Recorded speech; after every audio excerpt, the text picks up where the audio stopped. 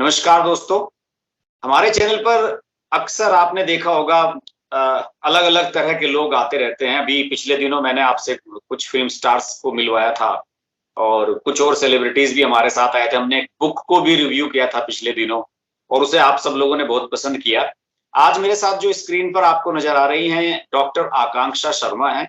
Indian है जैसा कि नाम से जाहिर है, लेकिन फिलहाल लंदन में है और एस्ट्रोलॉजी में अच्छा खासा हाथ रखती हैं। मेरा पर्सनल अनुभव नहीं है, लेकिन जो मेरी इनसे बात हुई है बहुत अच्छी हुई है और जो भी चीजें उन्होंने मुझे बताई, मुझे थोड़ा सा बिलीव होता है कि इन चीजों में वास्तव में एक पावर होती है, एक ताकत होती है किसी भी चीज को सोल्ड करने की, या फिर किसी आपको कोई क्या कहना चाहिए कि आपको उत्साह आपका बढ़ाने की, आपको किसी चीज के लिए कंसोल करने की, जो भी आप समझ सकते हैं। आकांक्षा जी, आपका स्वागत है हमारे चैनल पर। नमस्ते सभी लोगों को मेरा नमस्ते। और हर्ष जी, थैंक यू सो मच, आपने मुझे यहाँ पे बुलाया और आपने ये अपॉर्चुनिटी दी कि हम लोग। अच्छा, आप अपने थोड़ा सा करियर के बारे में बताइए जी। कहाँ से स्टार्ट किया आपने, एजुकेशन वगैरह वो सब बताइए। जी, मैं मेरठ से बिलोंग करती हूँ और पिछले 10 साल मैं बैंगलोर में थी। और जैसे कि हर इंसान की लाइफ में अप डाउन आते रहते हैं, वैसे मेरी लाइफ में भी बहुत सारी चीजें थी जो कुछ चीजें मेरे हिसाब से बहुत अच्छी हो रही थी और कुछ चीजें ऐसी थी जिसमें मुझे अपने ऊपर वर्क करने की जरूरत थी। उस समय मैं स्पिरिचुअलिटी की फील्ड में मैंने कदम रखा और रेकी ने मुझे इनिशियली बहुत हेल्प करा टू अंडरस्टैंड कि मेरे लाइफ में क्या ब्लॉकेजेस हैं और मैं लाइफ में एक्चुअली पाना क्या चाहती हूँ। तब तक मुझे पता नहीं था कि मैं अपनी लाइफ में क्या अचीव करना चाहती हूँ या मेरा लाइफ पर्पस क्या है। तो रेकी ने मेरी लाइफ में जब आई और उसके बाद उन्होंने मुझे मार्ग दिखाया, तो ये स्पिरिचुअलिटी की फील्ड ने मुझे बहुत अट्रैक्ट करा और मैंने अपनी एजुकेशन इसके अंदर स्टार्ट करी। एस्ट्रोलॉजी फील्ड के अंदर मैंने गोल्ड मेडल हासिल कर रखा है और वास्तुशास्त्र में भी।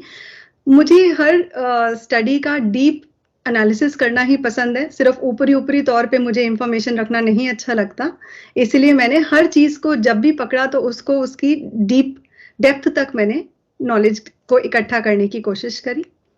एस्ट्रोलॉजी सीखा, वास्तुशास्त्र सीखा प्रोफेशनली। उसके बाद मैंने रेकी के अंदर ग्रैंड मास्टरशिप हासिल करी और अब मैं एनएलपी माइंड प्रोग्रामिंग कोचिंग भी करती हूँ और भगवान की दया से मैं बहुत सारी चीजें, बहुत सारे फील्ड्स के अंदर अलग अलग टेक्निक्स को यूज कर कर लोगों को कोच करने की कोशिश करती हूँ। अच्छा, किस तरह से कोच करती हैं आप? अभी जैसे आप लंदन में हैं इस समय और इंडिया से कोई आपको अप्रोच करता है तो आप कैसे करती हैं, कैसे संपर्क करें आपसे? अभी सब कुछ ऑनलाइन होता है, तो मेरी वेबसाइट के थ्रू लोग मुझे कांटेक्ट करते हैं और मेरा फेसबुक पे पेज है, उसके थ्रू ही लोग मुझे जानते हैं मोस्टली। और वर्ड ऑफ माउथ ने मुझे बहुत सारे क्लाइंट्स दिए हैं ऑल ओवर द वर्ल्ड। तो जब मैं इंडिया में भी थी 10 साल तक, बैंगलोर में जब मैं काम कर रही थी, तो उस समय भी मेरे लंदन में, यूएस में, ऑस्ट्रेलिया के बहुत सारे क्लाइंट्स थे जिन्होंने मुझे ऑनलाइन संपर्क किया था हेल्प करने के लिए। तो मेरे काफी सारे स्टूडेंट्स हैं रेकी के जो ऑल ओवर द वर्ल्ड हैं और एस्ट्रोलॉजी के और वास्तु के क्लाइंट्स हैं जो अब सब जगह पर हैं। और मैं यहाँ पर हूँ तो यहाँ पर भी मैं इंडियन क्लाइंट्स को ऑनलाइन ही डील करती हूँ। अच्छा, तो क्या उस पहले थोड़ा सा इंडिया के बारे में आप बताइए। इंडिया में जो आपने वर्क किया था उसके बारे में बताइए, कहाँ पे कैसे कैसे आपने किया, किस तरह से किया? ऑनलाइन तो अभी आप पिछले 2 साल से ही होगी क्योंकि कोविड का थोड़ा सा वो चल रहा है, लेकिन उससे पहले तो आपने कहीं ऑफिस बनाया था, किस तरह से काम किया था आपने शुरुआत? बैंगलोर में मेरे घर में ही मेरा ऑफिस था।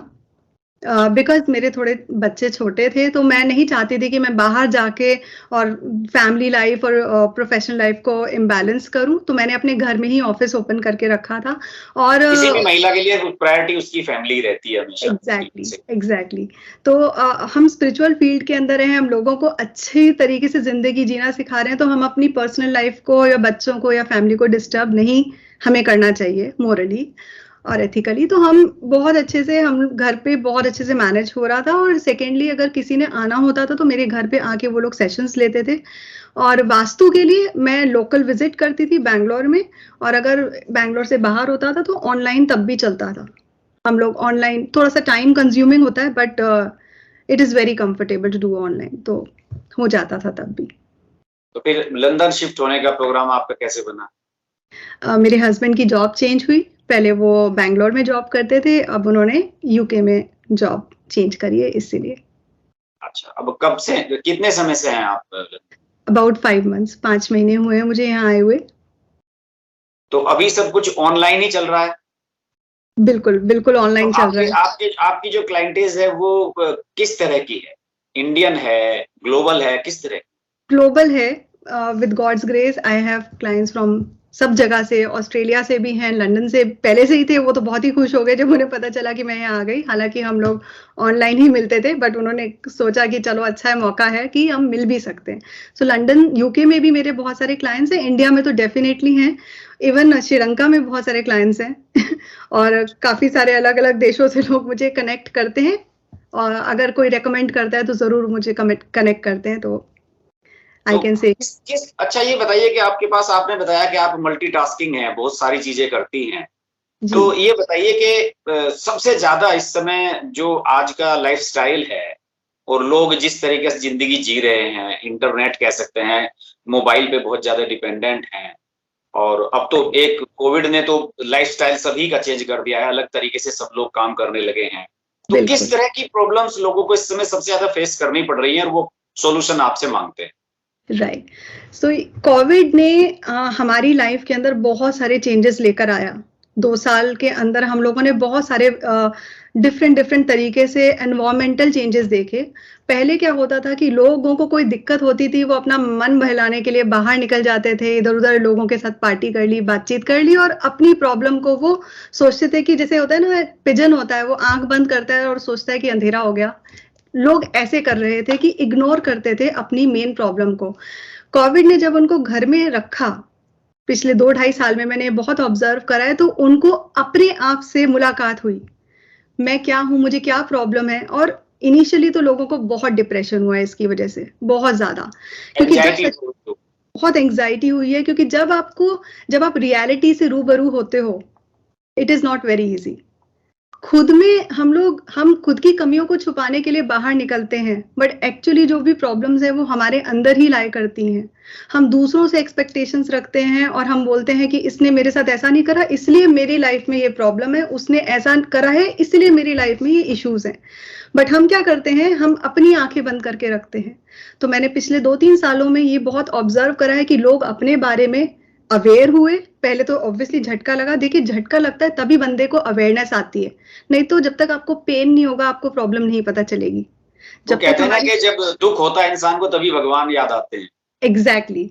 सो जब प्रॉब्लम हुई, पहले इग्नोरेंस आई कि छोड़ो, इधर उधर माइंड डाइवर्ट करो, घूमो फिरो। बट कोविड ने एक्चुअली अपॉर्चुनिटी दी अपने ऊपर वर्क करने के लिए, खुद को देखने के लिए। घर में जब इंसान बंद हो गया 6 महीने, तो उसको मजबूर होकर अपने ऊपर सोचना पड़ा कि प्रॉब्लम्स कहाँ आ रही है। और उस टाइम पे मेरे पास बहुत सारे क्लाइंट्स आए थे जिनको डिप्रेशन, इंसोम्निया, घर में लड़ाई झगड़े, क्योंकि पहले क्या होता था, हस्बैंड जॉब पे जा रहा है, वाइफ जॉब पे जा रही है, पर्सनल इश्यूज हैं, उनको इग्नोर करो, लेट इट बी, क्या फर्क पड़ता है, अपना काम करो, अपना माइंड को डाइवर्ट करके रखो। बट जब घर पे रहे, एक दूसरे के साथ सामना हुआ, अपनी खुद के साथ सामना हुआ, तो रियल प्रॉब्लम्स निकल के आई। And I am really happy कि काफी सारे लोगों ने अपने ऊपर बहुत वर्क करा है घर में रहकर। एंड क्योंकि जब आपको प्रॉब्लम का पता होता है तभी इलाज कर पाते हैं। रियल प्रॉब्लम पता चली, उसके ऊपर लोगों ने वर्क करा, और आई एम श्योर कि मैं कुछ लोगों को गाइड कर पाई सो दैट वो बाहर निकल पाए उन इश्यूज से। सो आज वो लोग सक्सेसफुल भी हैं और रिलेशनशिप बेटर भी हुए हैं उनके। हाँ, वैसे कोविड में लोगों का ये भी कहना है कि इसमें डोमेस्टिक वायलेंस भी बहुत बढ़ी, बहुत बड़ा। हस्बैंड और वाइफ के बीच में जो लड़ाई झगड़े, इवन डिवोर्स तक हो गए, तो ये सब बहुत चीजें भी आई। तो आप कुछ बहुत बताइए, कुछ कुछ नाम नहीं लीजिए, लेकिन कुछ क्लाइंट्स के बारे में बताइए कि उन्होंने आपसे क्या समस्या वो लेकर आया, आपने उसको फिर कैसे उसका सोल्यूशन दिया उन्हें। जैसे मैं आपको एक एग्जांपल बताती हूँ, mister X and mister Y, missus Y, वो 10-15 साल से वो लोग विवाहित थे। अपनी अपनी फील्ड में दोनों बहुत महारत हासिल है, दोनों सक्सेसफुल थे, बट उनका आपस में रिलेशनशिप बिल्कुल भी नहीं था। आपस में 2 बच्चे हुए, उसके बाद इंसान कहता है तू अपनी जगह, मैं अपनी जगह, वो अलग रूम में रहते हैं, हस्बैंड अलग रूम में रहते हैं, और आपस में ना तो कोई बातचीत थी। अल्टीमेटली कोविड में जब एक ही घर में रहना पड़ा, तो लड़ाई झगड़े स्टार्ट हो गए। और जब आपके घर के अंदर पीस ऑफ माइंड नहीं होता तो आपका जो सक्सेस है आपके प्रोफेशन में भी वो इफेक्ट करता है। प्रोफेशनल प्रॉब्लम्स आनी शुरू हो जाती हैं, फाइनेंशियल प्रॉब्लम्स आनी शुरू हो जाती हैं। तो उन लोगों को हर तरफ से फिर इश्यूज आने शुरू हुए। काउंसलिंग करी मैंने उनकी कुंडली का एनालिसिस करा, देखा कि बहुत ज्यादा इश्यूज थे जो शादी बिना ही मैच के हो रखी थी। आपस में बस ये था कि बच्चे हो गए, अपना काम कर रहे, तो वो दो इंडिविजुअल भी अलग अलग तरीके से रह रहे थे, वो साथ रहकर भी साथ नहीं थे। तो डेफिनेटली वो अपनी मैक्सिमम जो पोटेंशियल थी उस वहां तक नहीं पहुंच पा रहे थे। तो हमने 6 महीने उनके ऊपर वर्क करा, दोनों ने बहुत साथ दिया मेरा, और आज वो परिवार एक खुशहाल परिवार है जो कि आफ्टर 6 मंथ्स ऑफ थेरेपी और एस्ट्रोलॉजी की रेमेडीज आपस में बहुत अच्छे से रहते हैं। और दोनों की लाइफ के अंदर प्रोफेशनल ग्रोथ एक माइंड ब्लोइंग तरीके से हुई लास्ट 6 मंथ्स में। और डेफिनेटली वो आगे बहुत सारे लोगों को इंस्पायर भी कर रहे हैं अपनी अचीवमेंट से। लेकिन ये बताइए, उन दोनों में से पहले संपर्क आपसे किसने किया, पत्नी ने या पति ने?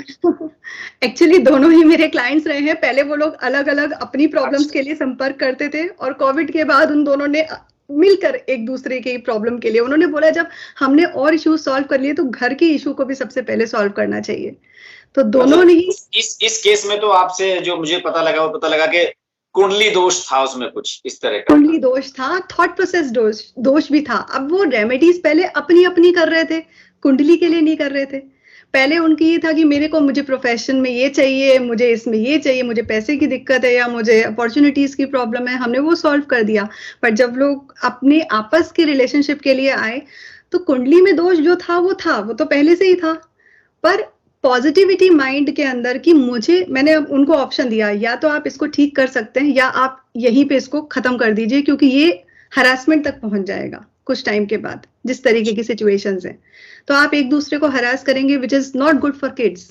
तो उन्होंने बोला कि हम कोशिश करेंगे कि इसको ठीक करें, और दोनों ने बहुत साथ दिया। जो भी मैंने उनकी माइंड रिप्रोग्रामिंग करी, उनके थॉट प्रोसेस पहले तो चेंज करना पड़ा एक दूसरे के लिए, क्योंकि हस्बैंड को वाइफ से पर्टिकुलर इश्यूज थे, वाइफ को हस्बैंड से पर्टिकुलर इश्यूज थे, और दोनों को साथ बिठा के दोनों के इश्यूज को काम डाउन करना। और दोनों ही काफी अग्रेसिव लोग हैं, लाइक वेरी एनर्जेटिक, माइंड भी उनका, गुस्सा भी बहुत आता था। गुस्से को ऐसे लोगों के साथ ज्यादा दिक्कत आती है, वो जब कैरियर पे फोकस करते हैं तो कैरियर पे फोकस रहते हैं, और जब इस तरह की चीजें आती हैं वो भी उनकी एक्सट्रीम लेवल पे चली जाती है, मैंने अक्सर देखी जी। और फील्ड के बारे में बताइए, किसी कोई खास स्टूडेंट्स वगैरह जो आपसे करियर को लेकर अपना फोकस रहते हैं और बड़ा चिंतित रहते हैं? इंडिया में तो इस समय बड़ी बुरी स्थिति है कई चीजों को लेकर, इतने सारे कॉम्पिटिटिव एग्जाम नए नए इंट्रोड्यूस कर दिए हैं गवर्नमेंट ने, क्योंकि कोविड की वजह से सब चीजें अस्त व्यस्त हैं। उन्हें कैसे करती हैं? कई बार तो ये भी होता है कि ऐसा नहीं है कि हर इंसान ने अपने बच्चे की कुंडली बनवाई हुई है या कोई स्टेप बाय स्टेप फॉलो करता है, कई बार इस तरह के भी मामले आपके सामने आते होंगे। Absolutely correct. मेरे पास जब भी करियर या एजुकेशन से रिलेटेड प्रॉब्लम्स आती हैं, स्पेशली पेरेंट्स लेकर आते हैं कि जी हमारा बच्चा जो है ना उसके जैसा अच्छा परफॉर्म नहीं करता है, इस बच्चे से पहले उसकी परफॉर्मेंस अच्छी थी, अब वो थोड़ा पीछे हो गया है। तो सबसे पहले तो मैं पेरेंट्स को ये समझाती हूँ कि आपको आपके बच्चे की कंपैरिजन दूसरे बच्चों के साथ क्यों करनी है। हर इंडिविजुअल डिफरेंट है, हर बच्चा डिफरेंट है, हर बच्चे की कैपेबिलिटीज डिफरेंट है। हमको हमारा कंपैरिजन अपने पास से करना चाहिए। मैं खुद के पास से देखूं, मैं कल कैसी थी, मैं आज उसको कैसे इंप्रूव कर सकती हूँ। तो यही कोचिंग मैं पेरेंट्स को और स्टूडेंट्स को देती हूँ कि stop comparing yourself with others. बाहर हम जितना दूसरों को देख के अपनी कंपैरिजन करेंगे, हम अपने आप को और नीचे दबा देते हैं। मुझे अपने कल से अपने आप को आज बेटर बनाना है, और आज से मेरा आने वाला कल और बेटर होना चाहिए। अपनी गलतियों से मुझे खुद सीखना है। सो अपनी गलतियों की एक्सेप्टेंस होना बहुत जरूरी है। जैसे मैंने स्टार्टिंग में बोला, हम नाम हमेशा दूसरे का लगाते हैं हर सिचुएशन में। पेपर टफ आ गया था इसलिए मैं नहीं पास कर पाया, मौसम बदल गया था इसलिए मैं ये चीज नहीं कर पाया, राइट। छोटे छोटे बहाने हैं जो हम खुद से बनाते हैं। और पेरेंट्स का भी यही रहता है कि ब्लेम लगाते हैं वो बच्चे के ऊपर कि उससे नहीं आप बेटर क्यों नहीं हो पाए हो, या इस तरीके से क्यों नहीं करा। तो हर बच्चे की कैपेबिलिटीज को पहचानिए और उनको अपने ऊपर वर्क करने के लिए कहिए, rather than comparing the kid with others or comparing yourself with others। तो कैरियर में जो बच्चे आपसे गाइडलाइन मांगते हैं चीजों की, तो उन सबका भी पहले आप कुंडली वगैरह ये सब देखती हैं या कैसे फिगर आउट कैसे करती हैं? अगर उनको एस्ट्रोलॉजी में विश्वास होता है तो डेफिनेटली कुंडली देखती हूँ, क्योंकि कुंडली एक साइंटिफिक टूल है। बचपन में हम सोचते थे कि पता नहीं क्या प्लैनेट्स के बारे में पंडित जी बोलते हैं और उन्होंने बोला जी ये मंत्र करो, ये दान करो, काम खत्म। और मुझे बड़ी क्यूरियोसिटी होती थी कि ये प्लैनेट्स का ये दाम जाप करके ऐसे कैसे प्रॉब्लम खत्म हो जाती है।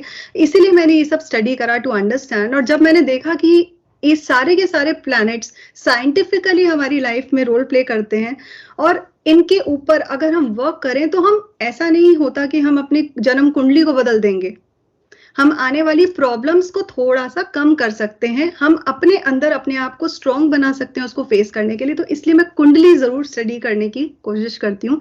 जिनके पास पूरी डिटेल्स है मैं जरूर कुंडली चेक करती हूँ उनकी। अगर उन्हें नहीं भी चाहिए उसकी रेमेडीज, पर मुझे उनको उनके बारे में अच्छे से समझने के लिए कि वो किस तरीके के प्राणी हैं, उनका मन कैसा है, उनका माइंड कैसा है, वो किस तरीके से गाइडेंस को एक्सेप्ट करेंगे, मैं उस चीज के लिए मैं एनालिसिस करती हूँ। लेकिन इंसान आज के दौर में इंसान जितना ज्यादा जान रहा है, जितना साइंस के नजदीक जा रहा है, वो उसे इकोसिस्टम को डिस्टर्ब करने की भी कोशिश कर रहा है। बहुत से लोग अपने बच्चों को ऐसे मुहूर्त पे पैदा कराते हैं।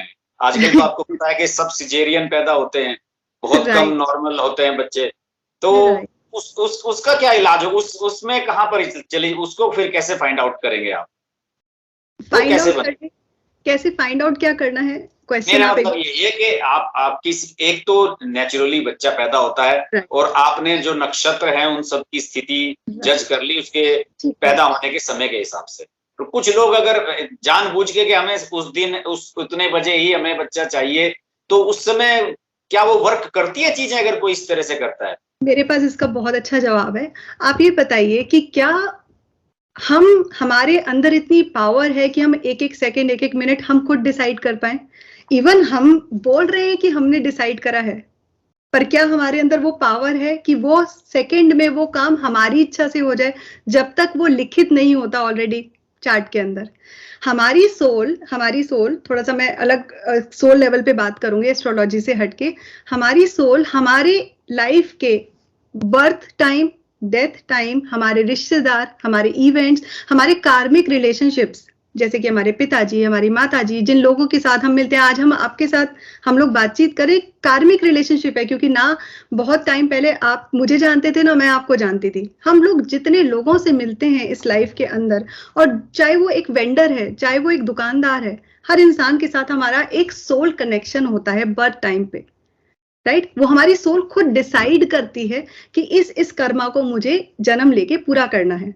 तो सोल ने डिसाइड करा कि मुझे इस समय पर बॉर्न होना है। वो थॉट्स मैनिफेस्ट कैसे होंगे? उनके माता पिता को वो थॉट्स आए कि इस मुहूर्त पे बेस्ट रहेगा हमारे बच्चे का जन्म, और इसीलिए वो माता पिता उस सेकंड, उस मिनट पे वो डिसाइड करते हैं कि इस पे होना चाहिए, इसमें नक्षत्र, ऑब्वियसली प्लैनेटरी पोजीशन चेक करने के बाद ही करते हैं, पर सोल है जो पहले डिसाइड करती है हर चीज को।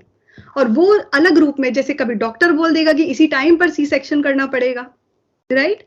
वो सिचुएशंस ऐसी हो जाती हैं कि उस टाइम पे ही उस सोल का बर्थ होगा, चाहे वो पेरेंट्स चूज करे, चाहे वो एस्ट्रोलॉजी के थ्रू चूज किया जाए, चाहे वो डॉक्टर चूज करे, या चाहे वो सोल डायरेक्टली नॉर्मल बर्थ के थ्रू हो जाए। चलिए अच्छा, थोड़ा सा बहुत, ये तो इतना बड़ा वाइड वो है इसका फील्ड, और मुझे इतनी जानकारी है भी नहीं कि मैं आपसे ज्यादा अलग क्वेश्चंस पुट अप कर सकूं इस तरह के। अभी जो हमारे, आप ठीक है आप इंग्लैंड में हैं इस समय, लेकिन अभी जो हमारे कंट्री में चल रहा है उसके बारे में आप एज ए इंडियन क्या सोचते हैं? किस तरह से सब चीजें हैपनिंग जो हो रही है इस समय, घटनाक्रम चल रहे हैं, जी उसे लेके आप क्या सोचते हैं, किस तरह से सोचते हैं? अब आप एक देखिए, मैं थोड़ा एस्ट्रोलॉजी लेकर आती हूँ इसके अंदर। मंगल एक ऐसा प्लेनेट है जो फायरी प्लेनेट है, एक आग, एक पैशन, एक एंगर है, एक गुस्सा है, और एक जोश है, कॉन्फिडेंस है, ठीक है? ये मंगल प्लेनेट की प्रवृत्ति है। राहु एक ऐसा प्लेनेट है जो कि बहुत चालाक दिमाग है, बहुत सारा मल्टी ब्लास्ट है, किसी भी चीज के अंदर एक्सप्लोजन है। अब मंगल और राहु जब एक साथ ट्रांजिट में आते हैं, एक साथ कुंडली के अंदर, ट्रांजिट का मतलब होता है इस समय ये दोनों ग्रह एक साथ हैं, एरीज लगन के अंदर, एरीज राशि के अंदर, सॉरी, एरीज राशि भी एक फायरी राशि है। जब ये दोनों का मिलन होता है तो एक अंगारक दोष बनता है कुंडली के अंदर। अंगारक का मतलब होता है लड़ाई झगड़े, चिल्लम चिल्ली, आगजनी और एक दूसरे के ऊपर नाम लगाना। अब आप सोचिए, लड़ाई झगड़े तो किसी भी तरीके से हो सकते हैं। Chaos, it is total chaos वाला सिचुएशन। तो जो ये ट्रांजिट चल रहा है, आगे अगस्त तक चलना है ये ट्रांजिट, अगस्त तक ये सारी की सारी सिचुएशंस देखने को मिलेंगी। हर इंसान इवन घर के अंदर भी हो रहा है, भड़क रहे हैं लोग, गुस्सा आ रहा है लोगों को। ये ट्रांजिट का इफेक्ट है जो इंडिया में इस समय चल रहा है। इंडिया में नहीं, in fact all over the world चल रहा है। आप हर जगह पे देखिए, कहीं आगजनी की घटनाएं हो रही है, कहीं फायरिंग हो रही है, कहीं और स्पेशली हमारे पड़ोस में श्रीलंका में बड़ा डिस्टरबेंस चल रहा है इस समय। बहुत ज्यादा, बहुत ज्यादा। आप देखिए, कभी हमने एक्सपेक्ट करा था कि इतने शांत प्रवृत्ति वाले लोग, इतना कुछ, और जो बहुत कुछ हुआ है, बहुत ही गलत भी हुआ है वहां पर, राइट। सो और टॉप लीडर्स को इस ट्रांजिट के अंदर रिस्क था। ये हमने पिछले 2 महीने पहले जब एनालिसिस करा था, तब हमने बताया था कि वर्ल्ड के टॉप लीडर्स को लाइफ थ्रेटनिंग इश्यूज रह सकते हैं और उनकी लाइफ में बहुत सारे चेंजेस आ सकते हैं। और आप जानते ही हैं कि हमारे यूके के प्राइम मिनिस्टर, उन्होंने रिजाइन करा। जापान के जो प्राइम मिनिस्टर को शूट कर दिया, और इनफैक्ट आजकल जो टीवी पे आ रहा है कि मोदी जी के खिलाफ भी प्लानिंग चल रही थी। तो ये सब चीजें होने की बहुत पॉसिबिलिटीज हैं because of the transit. Modi ji को आप किस तरह से देखती हैं? वो एक बहुत स्ट्रॉन्ग पर्सनैलिटी है, स्कॉर्पियो लगन है उनका। स्कॉर्पियो का मतलब होता है कि ऐसे लोग जो होते हैं बहुत ज्यादा नॉलेज रखने वाले होते हैं, डीप थिंकर्स होते हैं, वेरी लेस एक्सप्रेसिव। अपनी बातों को, अपनी प्लान्स को वो अपने अंदर रखते हैं। वो हर चीज को बोल के नहीं करेंगे, वो हर चीज को दिखा कर करते हैं। इस तरीके की उनकी प्रवृत्ति है। और लीडरशिप क्वालिटीज तो वो हम सभी जानते हैं उनके अंदर है। और प्लैनेट्स भी इस तरीके से उनकी कुंडली में प्लेस्ड हैं जो हमारे देश के अंदर एक कहते हैं ना, अनएक्सपेक्टेड चेंजेस ला सकता है और ला भी रहा है। और आगे आने वाले समय में कैसा रहेगा उनका? कभी आपने इसको एनालिसिस करने की कोशिश की कि हमारे देश के प्रधानमंत्री आगे उनका फ्यूचर क्या है? अभी 2 साल बाद फिर चुनाव होंगे उनके। मैंने इतना 2 साल बाद का नहीं देखा ऑनेस्टली स्पीकिंग, बट मुझे ये जरूर लगता है, जो मैंने उनकी कुंडली देखी थी तो मैंने जरूर ऑब्जर्व करा था कि हमारे देश के अंदर ऐसे बड़े चेंजेस आएंगे। ये एनालिसिस हमने 2-3 साल पहले किया था, जबकि मैं आपको बात बता रही हूँ कि मोदी जी इंस्ट्रूमेंटल रहेंगे हमारे कंट्री के अंदर, हमारी कंट्री की रेप्यूटेशन को चेंज करने में ऑल ओवर द वर्ल्ड। और वो डेफिनेटली हुआ है। आप ये देखिए कि जिस तरीके से इंडियंस को पहले देखा जाता था, जिस तरीके से इंडिया को जिस तरीके का रिस्पेक्ट मिलता था, आज मैं यहाँ लंदन में आके बहुत ही प्राउडली कह सकती हूँ, मुझे खुद लोगों ने यहाँ पर बताया है कि पहले इंडियंस को अलग तरीके से देखा जाता था। अब हर इंडियन को रिस्पेक्ट के साथ देखा जाता है। इंडियंस को एक अलग फील करवाया जाता है कि आप यहाँ पर मतलब बहुत महत्वपूर्ण हैं। ये चीज मुझे यहाँ कर बहुत ज्यादा लोगों ने रिव्यूज दिए हैं इंडिया के बारे में, जो उनका थॉट प्रोसेस चेंज हुआ है। तो I am sure Modi ji उस चीज में बहुत अच्छे से सफल हुए हैं, हमारी छवि, देश की छवि को चेंज करने में। और आने वाले टाइम में भी बहुत कुछ होने वाला है। देखिए, मैंने आपसे जब पिछली बार बात हुई थी तो मैंने आपसे पूछा था कि जो हमारी नई राष्ट्रपति बनने जा रही हैं द्रौपदी मुर्मू, उनके बारे में मैंने कहा कुछ जरूर बताइए हमारे शो में आप। तो उनके बारे में जो आपने ऑब्जर्व किया है, अभी फिलहाल अभी आज हम बात कर रहे हैं 17 तारीख में, 18 में चुनाव होगा, लेकिन ऑलमोस्ट फाइनल हो चुका है कि वही जीतेंगी चुनाव। तो उनके बारे में आप कैसे सोचते हैं? किस तरह की पर्सनैलिटी है वो, क्या होगा? जी देखिए, जैसे हम द्रौपदी मुर्मू जी को जानते हैं, दिखने में वो एक बहुत ही साइलेंट दिखती हैं, पर वो बहुत ही ज्यादा इमोशनल सेंसिटिव महिला हैं, जिन्होंने अपनी लाइफ में पहले बहुत स्ट्रगल करने के बाद यहाँ पे पहुंची हैं। ऐसा नहीं है कि उनको कोई किसी ने ला के बिठा दिया, ओवरनाइट वो सक्सेस मिल गई। यस, उन्होंने बहुत हार्डवर्क करा है इस चीज के लिए, और उन्होंने अपनी स्पेशली अपने एरिया की विमेंस को बहुत अपलिफ्ट करा है। उनके लिए एक नई उम्मीद की तरह वो थी जब वो अपने ऊपर वर्क कर रही थी और ये सब राजनीति के अंदर आई थी आज से कुछ साल पहले।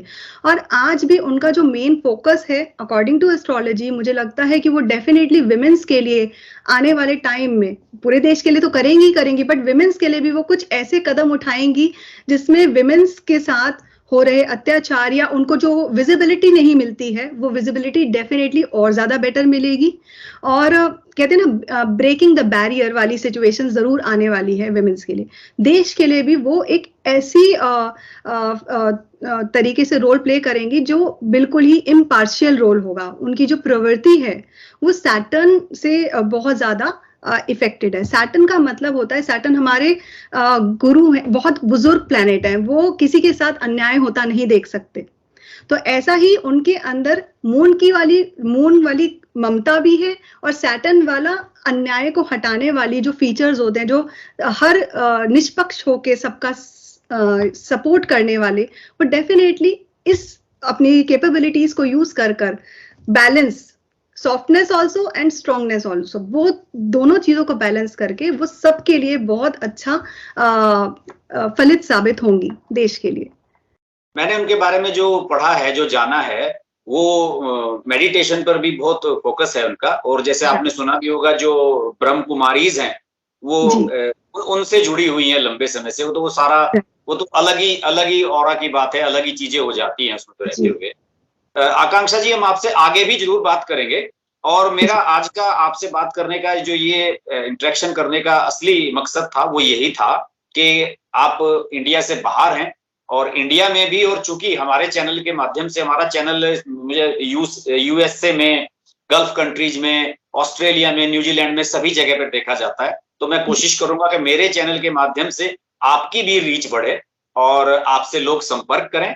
और जो आपके बारे में कॉन्टैक्ट की डिटेल्स हैं वो हम नीचे अपने डिस्क्रिप्शन में डाल देंगे, जो हमारे वीडियो का डिस्क्रिप्शन होगा।